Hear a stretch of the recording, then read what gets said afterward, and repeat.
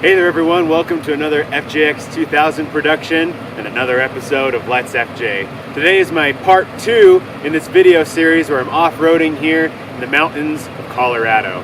Yesterday I made the trip from Ophir Pass over and up Mineral Creek and over Engineer Pass into Lake City, and then today I just barely camped out, as you can see by the sign, over there in the American Basin. But we're headed up Cinnamon Pass. From Cinnamon Pass, we'll probably have to go into Silverton to get some gas. But after that, I'm planning on doing Picayune and Placer Gulches, followed by California Gulch, Hurricane Pass, and Corkscrew Gulch. So it should be a fun-filled day. Join us for the adventure.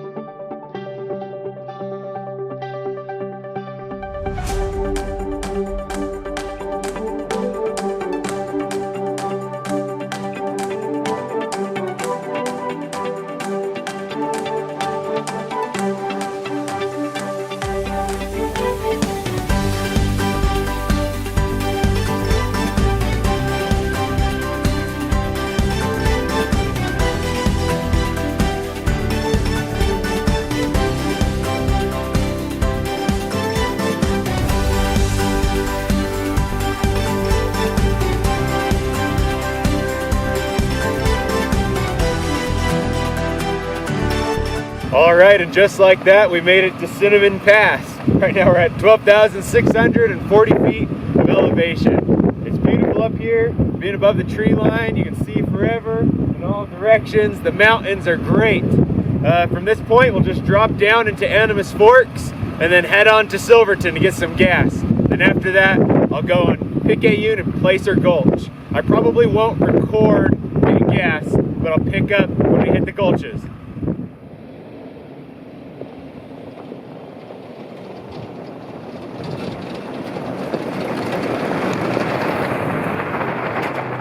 Down below me in the bottom of the canyon, you can see the old abandoned ghost town of Animas Forks. That's where I'm headed, and then from there I'll continue down the canyon this way towards Silverton, and then I'll come back up and hit those gulches. But if you continue going straight up that canyon, that takes you up California Gulch.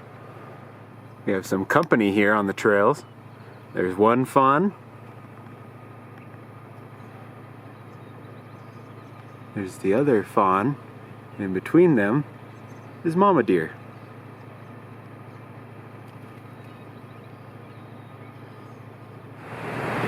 Alright, so we're right here at the trailhead of Picayune Gulch. Just behind the camera is where Animas Forks is, but I ran down to Silverton, got gas, so we're all fueled up and ready to go. So from here we'll go up Picayune Gulch, go through Placer Gulch, and then hit the rest of the trails we have today. I'll try and record some video as we go along.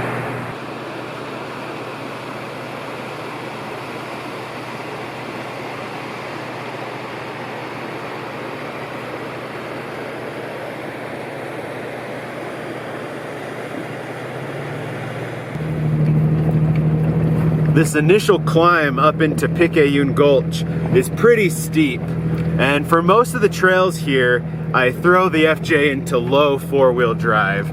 Not necessarily because the FJ needs it, but because it just makes it easier on the transmission and the driveline and just the other stuff that could get worn out. Here we are going up Picayune Gulch, and just off to the side of the road here is the Treasure Mountain Gold Mine Company and their old ruins and buildings. Pretty cool. Just below me, I think that's the opening of the mine, but then just over there you can see the big tower that had rails going into the top floor, and then they dumped the ore down into a series of bins that would go down further to get processed and later put into wagons and taken down the canyon. But we have all sorts of little cabins here and buildings. It's a really interesting place. I love all this old mining stuff. But we'll continue on our way up into Picayune Gulch. Here we are getting nearer the top of Picayune Gulch, and just look at these views. And of course you have the wildflowers growing just here alongside the road and in the meadows of this alpine tundra. Everything you see right here I think is considered Picayune Gulch. And there's actually a few offshoot roads that wind around through in there, and there's some people camping even down there. But I stick to the normal route that takes you right to Placer Gulch. You can see we're headed up the road. Nothing too technical or anything, so I haven't busted out the camera to show you what it's like or any technical spots, but like I said earlier, it is pretty steep, and so having low range just for anything out here is a really good idea, and it makes things easier on your transmission and on your engine, and is just the way to do it.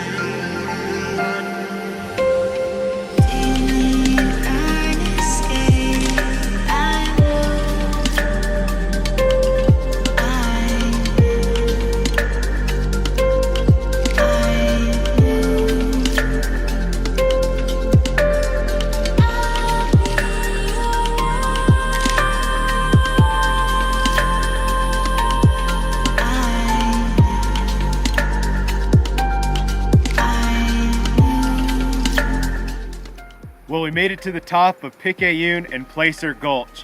Just where we came from, this side of the hill goes down into Picayune Gulch, but right where we're going, it'll start to switch back down the mountain, and this is Placer Gulch, just behind the camera.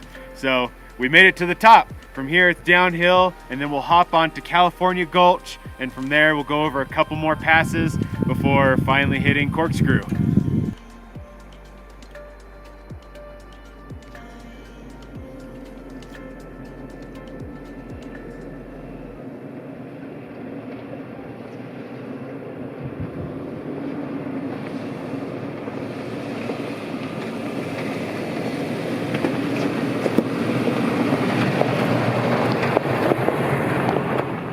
Right here is an impressive mining structure, just here in Placer Gulch. Not sure what it would have been, but there's a cool wooden hexagon structure in the middle of this building. Must have held the ore or something along those lines. Again, here we are in Placer Gulch. It's so interesting how clear and unique the color is in these streams that run out of these mines. But up there you can see that last mining structure I just showed you. But right where we are right now is at a fork in the road here in Placer Gulch. And if we keep going straight the way the vehicle is pointed, if we keep going that way, that'll lead us to California Gulch. But if we take a right, this takes us on a little offshoot trail that's considered moderate in difficulty to the Sound Democrat Mill. So we're gonna go check that out.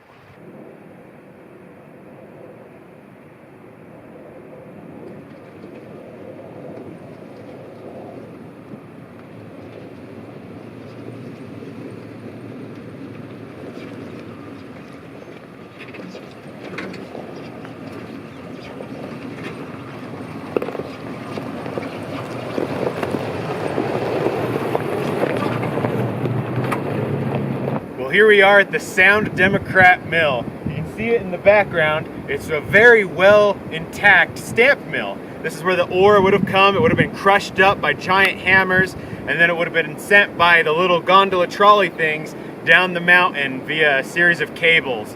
It's incredible the engineering that they did back then, but really this little jaunt down to get to here, even though it's considered moderate, you saw like the most tricky spot. Really nothing to be worried about, especially if you're in an FJ. And the reason I know about all these trails and all these different mines and stuff is because I use Fun Treks guidebooks. They're these trail guides and they make them for different places. So I have the one for Colorado and it talks about all these trails. It highlights different key spots that you want to check out or that you can use as reference points. And it's really the whole reason I've been able to maneuver around the way I have without getting lost. But let's go check out the mill. So here we are looking at the stamps inside of the stamp mill. You can see how they're kind of like hammers, and what would have happened is the ore would have come down and then a giant system of pulleys and whatnot would have made those hammers go up and down and crush up all the ore. And then all the ore would spill out onto these little causeways down below, if you will. And then from here, they would be cycled down below, I believe, if my understanding is correctly, onto some tables down there.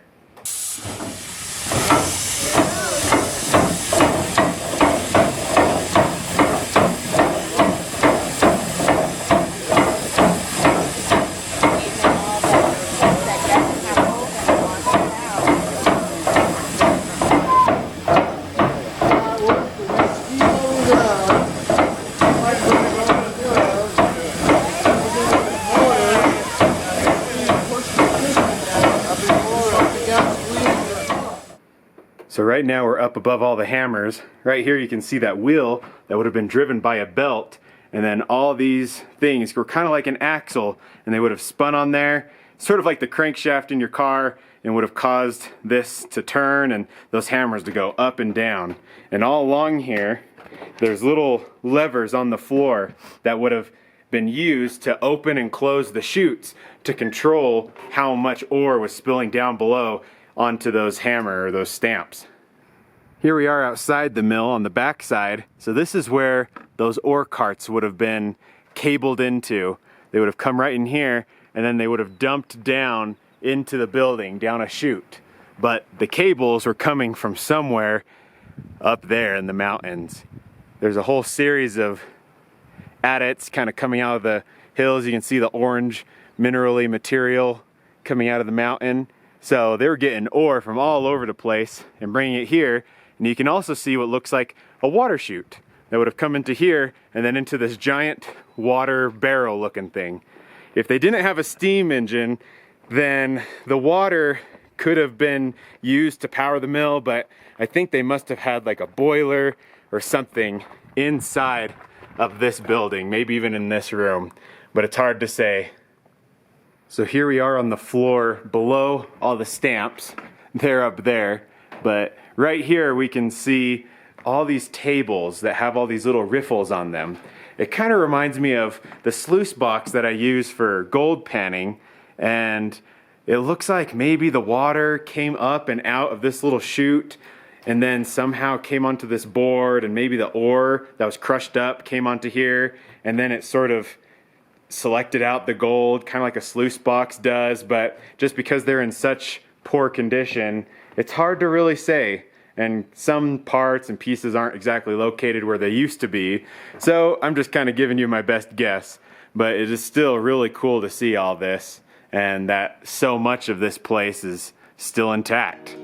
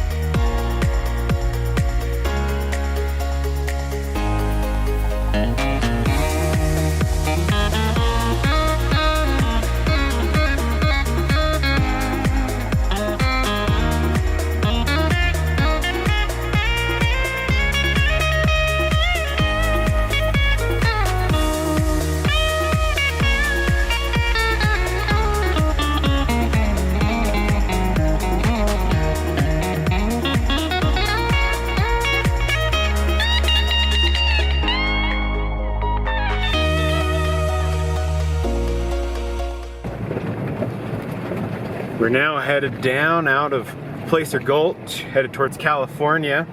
Pretty cool seeing all those mines. And from here on out, the trails should not be too bad. Maybe some moderate ratings here or there, but everything in this area is pretty simple.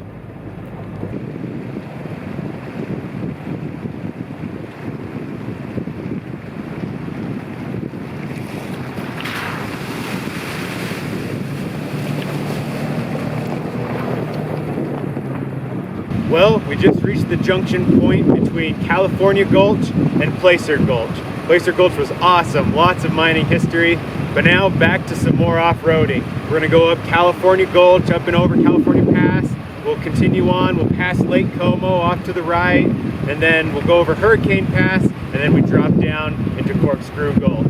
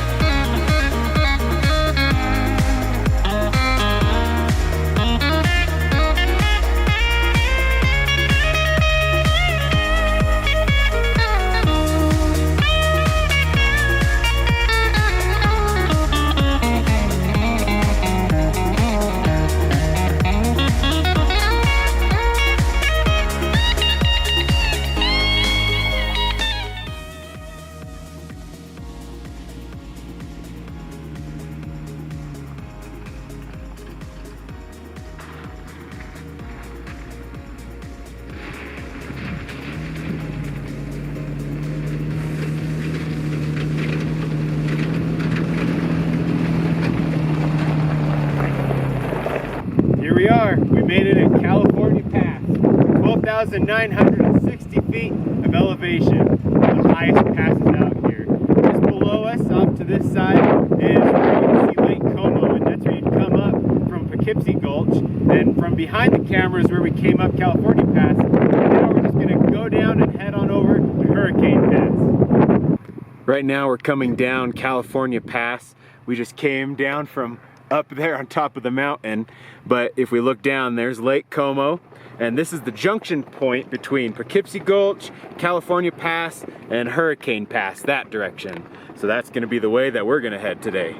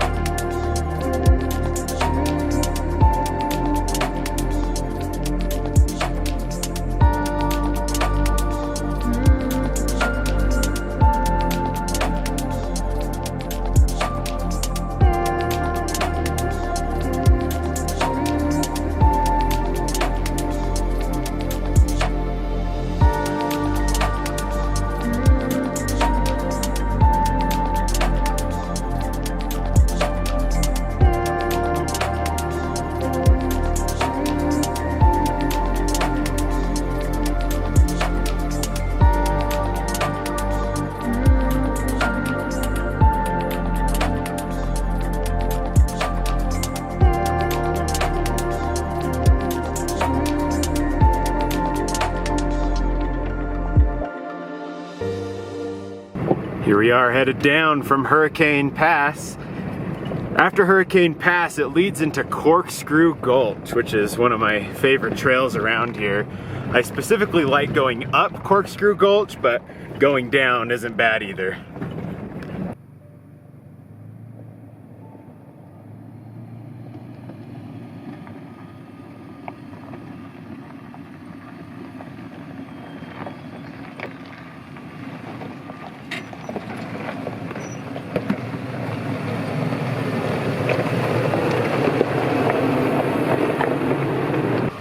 Alright, so here we are at the top of this pass. This is just before we drop down into Corkscrew Gulch. After you go over Hurricane Pass, you kind of wind your way down and you start making your way back up. You pass some public restrooms and then you climb your way up to this point. And from this pass, then it's just a drop down and a bunch of switchbacks. Let me show you some drone footage so you can see those switchbacks and you understand why this is called Corkscrew Gulch. But I love this area because there's so much mineralization and iron in the dirt and the rocks around here that the mountains are this deep orangey red burnt color, and I love that.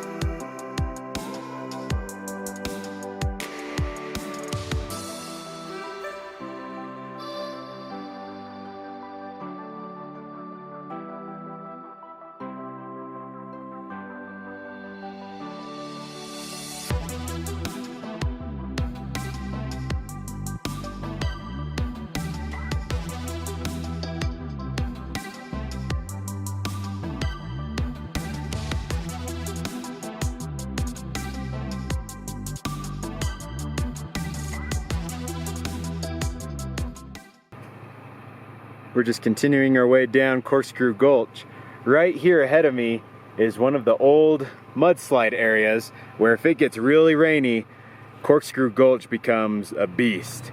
There was one year for FJ Summit that me and a buddy were riding this trail and it was in a torrential downpour, just lots and lots of rain. And when we got there, there was one mudslide. And it wasn't too thick or anything, so we drove through it, no problem. But then, as we kept driving the trail, we kept coming to another one, and eventually we were just finding bigger and bigger mudslides. But we had come this far, we didn't want to turn around, so we just kept plowing through them, and luckily we had big old grippy tires and we made it through, but it was sketchy.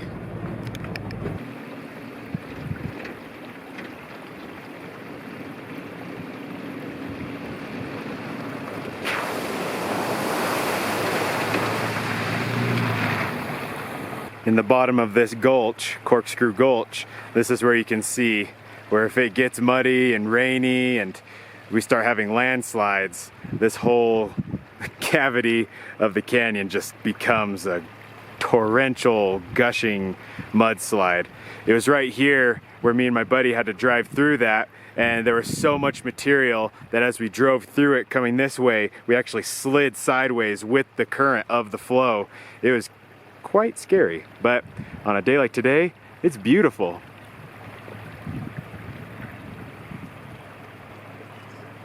On the day of the mudslides, this is where the worst mudslide was, and it was right on this corner that leads down into this big gulch, down into the canyon. So it was quite scary plowing our way through and going around that bend with just a big mudslide covering that, but the FJ made it. Thank goodness. That was a scary day.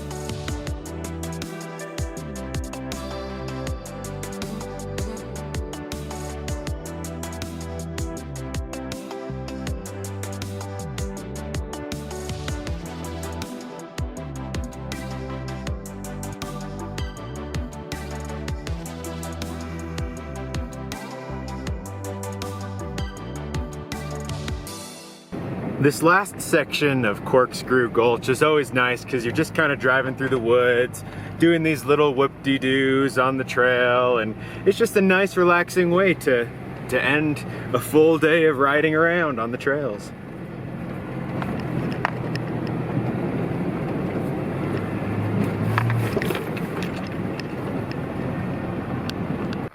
All right, everyone, and just like that, we've now finished Corkscrew Gulch. We're here at the end of the trail. Just in a few hundred feet we reach the highway, and then I'll just head on home. I'll probably go back across on Ophir Pass, but I won't re-record that and show that all to you. Sorry, there's mosquitoes everywhere out here, so I'll make this quick. Thank you so much for watching. Hope you like this video. Subscribe if you like what you see, and keep your eye open for more FJ videos. Like I said, in this video we had quite a good time, and I'm gonna get out of here before I get eaten alive by mosquitoes. Thank you again.